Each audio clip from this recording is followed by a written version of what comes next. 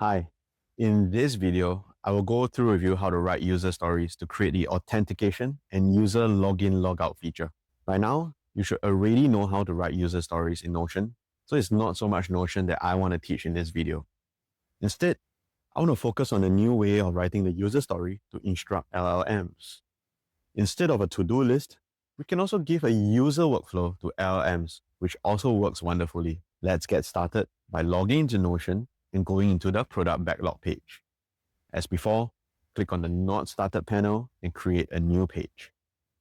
Let's name this page New User Workflow.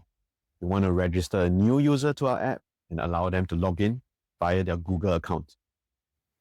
Once you're done, open the side panel to add in your user story. As before, all the user story details are in the YouTube description below, so just copy and follow along. Now, look at how I've written the acceptance criteria. Instead of a to-do list, I've now described it in terms of a user flow. For example, step 1, what do I do? Step 2, where the new user clicks on. Step 3, so on and so forth. This way of writing your acceptance criteria is an equally valid and efficient way of communicating with an LLM. And I highly recommend this approach if a to-do list method seems to fail repeatedly. Once you're done, we can move on to the returning user workflow.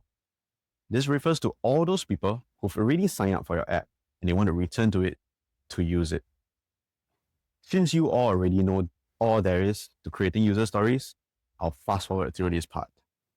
In the next video, I'm going to show you how to get a Google Client ID so that everyone with a Google account can sign up to use your app. See you there.